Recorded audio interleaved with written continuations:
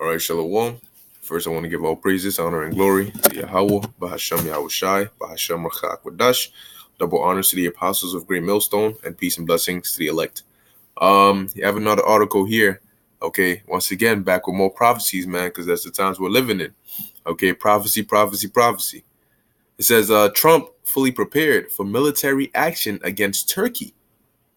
But wait, time out. Turkey's a NATO ally, right? It says the U.S. president Donald Trump is fully prepared to use military force against Turkey if needed. Secretary of State Mike Pompeo has declared, qualifying the statement by insisting Washington prefers to use its diplomatic powers. We prefer peace to war, Pompeo told CNBC in a taped interview that aired Monday afternoon. But, see, here's the thing. Now, Trump might say something like this, or or Pompeo, he might come out and say something like this, and oftentimes it's sort of like a threat, to scare the whoever it is, or in this case Turkey, all right, to get right, because it's like, all right, don't think that just because you're a part of NATO, we're not prepared to use military force against you. But see, Erdogan isn't the type of guy to heed to this, man. Okay, he already told him, don't mess with me. All right. So Erdogan is what I guess you could say he's hard headed, so he's not gonna fall for this, because he's like, listen, man, if I'm gonna do what I said I'm gonna do, all right, and if you feel like you're gonna use military force against me, try it. And what is this doing? This is driving Turkey away from NATO and straight to Russia, straight to Iran, okay, strengthening the ties with them, because how do you form friends? By a common enemy. Okay, you can turn two enemies into the best of friends, just give them a greater threat, which is a common enemy for them both. All right, and this is all biblical prophecy, because Russia, all right, pursuant to Ezekiel the 38th chapter, is supposed to be a guard, all right, onto these nations, which Turkey is one of them. So that means the Lord had to do something to put Turkey in the spotlight of sort of breaking away from NATO and shifting more towards Russia and Iran. It says, but in the event that kinetic action or military action is needed, you should know that President Trump is fully prepared to undertake that action. He stopped short of revealing what action on Turkey's part would constitute such a need. Pompeo added that Washington would use economic and diplomatic powers before breaking out the heavy artillery. He did not want to get out in front of the president's decision, but about whether to take the awesome undertaking of using America's military might, he said, indicating that it was up to Trump to decide whether Ankara had crossed the line. And no, mind you, what this is going to do is it's going to sever that alliance. Okay. And once that happens, look, man, it's going to make America look bad, because it's like, yo, what about the other NATO countries? Now they're going to be, yo, what's up? Like, you just attacked a NATO ally. Okay. Or you just used military force against a NATO ally concerning something in Syria, which shouldn't really concern you, but you just did that to them. So now they're looking at them like, oh, time out. So what about us? You already put in sanctions on us. What you gonna get at us too? All right. But one way or another, the scriptures tell you that the horns are gonna turn, all right, upon the whore, man, America. All right. They are going to turn on this place, and they're gonna burn her flesh with fire, as it tells you in the book of Revelation, man. So they're gonna shoot their missiles here as well. This is all prophecy. All right. And as we keep stressing it, man, the people are going to start seeking the prophets now more than ever, because they're going to understand their news isn't going to be able to the news might tell you what's happening, but it's not going to be able to explain why it's happening. What's the cause? What's going to happen next? But we have the answer to that. We can take what the news says and filter it, because the Lord has given us the ability to see, all right, to see what's going to happen next, to see what we have to do. Trump had earlier touted the wisdom of giving Turkey some space to enact its campaign on the border of Syria against Kurdish groups Ankara considered to be terrorists. Sometimes you have to let them fight a little while, then people find out how tough the fighting is. He quipped at a campaign rally last week. Sometimes you have to let them fight like two kids in a lot. You got to let them fight until you pull them apart. But what happens when you try to pull them apart and one of them swings at you, all right, and cracks you in the face? Turkey and the U.S. agreed on a 5-day ceasefire last week, allowing the Kurds to clear the area Ankara wants to turn into a safe zone. While both sides have accused the other of breaking the temporary truce, Trump bragged to reporters on Monday that the ceasefire is holding. But man, what Trump says, you look, man, this dude comes out in the midst of a damn near economic recession, all right, about to blow wide. He comes out talking about, oh, the economy is doing great. Some U.S. troops were withdrawn from northeast Syria earlier this month before Turkey launched its operation, but their future remains unknown. The Pentagon insists that they will remain in Syria to guard the oil fields, while Trump said they were redeployed elsewhere in the Middle East.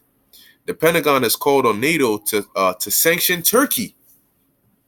Whoa, NATO to sanction a NATO ally?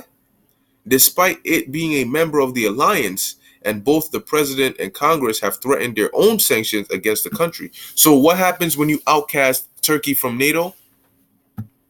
Well, what do we see here?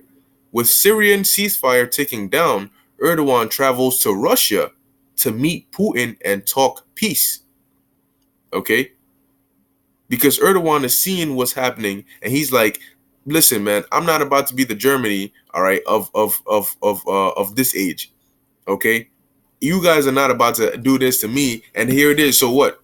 If Turkey now says, you know what, I give in to your threats, Turkey's now going to be sort of like the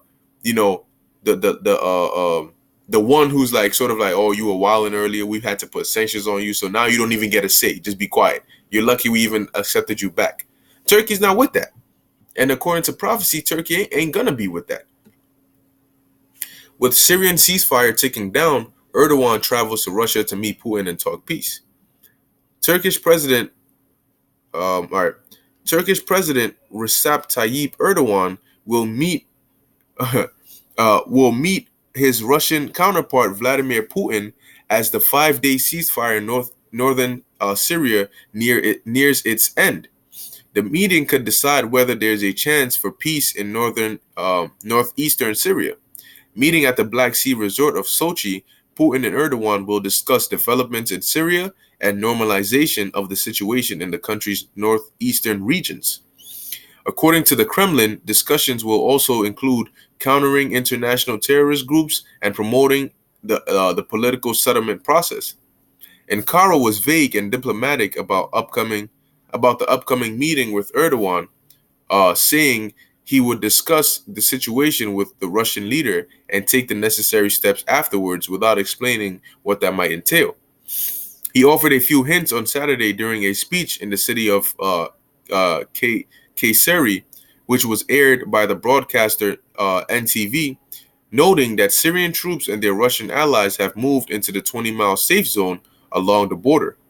Erdogan said he would raise that issue with Putin and implement Turkey's own plans if they fail to resolve it, according to TASS. Now, regardless of what it might seem, all right, concerning Russian troops and Turkish troops and whatever's going on there, guess what? We know that at the end, they're gonna be on the same side. Okay, just like regardless of what talks America and China try to have, we know that at the end there is going to be a collapse of the economy. All right. So if they come out and say, oh, we just had this deal and the trade war is over, we understand that that's all BS because something is going to spark it right back up again. In case the promises to Turkey are not fulfilled, we won't be waiting as before. We will be going ahead with the operation and will keep on destroying terrorists, he said. Turkey launched an incursion into northern Syria, dubbed in Operation Peace Spring, on October 9th, targeting the Kurdish militias that have held the area since the defeat of the Islamic State. Let Let me see. Let me see if there's anything else. Oh, yeah, jump down. Condemned by its NATO allies and threatened with sanctions by Washington, Turkey agreed to suspend operations on October 17, pending a Kurdish withdrawal. By that time, however, U.S. troops pulling out of the contested safe zone were already being replaced by Syrian army forces under an agreement struck between the Kurds and Damascus. This has effectively removed Ankara's pretext for the invasion of the first place, or for the invasion in the first place. Uh, let's see. Oh, just last month, the Turkish president hosted a trilateral meeting on the future of Syria with Putin and Iranian President Hassan Rouhani in Ankara. So he was with both Rouhani and Putin. Okay, that's Russia and Iran. These are also key players, all right, within that third world war to come. So now you see how you're hearing more about Turkey, but now you're hearing more about Turkey with Iran and Turkey with Russia. It says Turkey has been a key player in the Astana peace process, seeking to negotiate a political settlement in the Syrian conflict. The Kremlin would probably not be talking about a Syrian constitution or constitutional convention if Erdogan seriously intended to continue military operations. Another very telling fact is that the troops that moved into Syria as part of Peace Spring were not Turkish regulars, but the so-called moderate rebels, Turkey-backed militants fighting for regime change in Syria, who can be easily disavowed. All right. So here's your update, okay, on what's going on. And if you notice, these prophecies are moving fast, man. All right, they are moving quick. Okay, it's like every day you look in the news, something is happening. Like it tells you in Habakkuk, man, though it tarry, wait for it. For it shall surely come, it shall not tarry. And that's what you see happening, man. And it's only going to pick up speed and get more and more intensified. Okay? So we're definitely living in prophetic times, man. As a matter of fact, I'll close it with this precept. This is gonna Ezekiel 27. No, Slack, Ezekiel 12 and 27. All right. Ezekiel chapter 12, verse 27. Son of man, behold, they of the house of Israel say, the vision that he seeth is for many days to come, and he prophesieth of the times that are far off. So they saying, oh yeah, what you've been saying, look, man, that's I could see that, but that's like in the future somewhere, you know. Microchips, that's like what my great grandkids are gonna have to worry about, you know. Martial law, the economic collapse. I mean, the economy's doing bad, but like we got a few years at least, you know. Guess what? We're telling them that it's imminent, and they're saying we're prophesying or we're speaking about things that are far off. They're far in the future. We don't have to worry about that right now. Verse 28. Therefore say unto them, thus saith the Lord power, there shall none of my words be prolonged anymore. Because these visions were written years ago.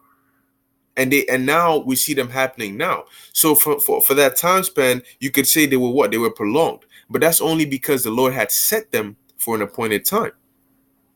Okay? But the word which I have spoken shall be done, saith the Lord God. All right? So it ain't going to be no more, my great-grandmother was talking about that, and now y'all still talking about the same thing, and your kids are going to be saying the same thing, and your grandkids are going to be saying the same thing. Look, that's not going to be happening, man. This is the last generation. In this generation shall all be fulfilled. Okay? So look forward to that, man. Because a lot of things are taking place, man, and this is the time to be watching and to be on your spiritual game, man. Be on your spiritual A game. Okay? Because the Lord is working. All right. You don't want to be caught lacking. All right. So I'm gonna end it here. Lord willing, this was edifying unto the elect. I want to give all praises, honor, and glory to Yahweh, Bahashem Yahweh Shai, Bahashem Rachak Wadash. Until next time, Shalom.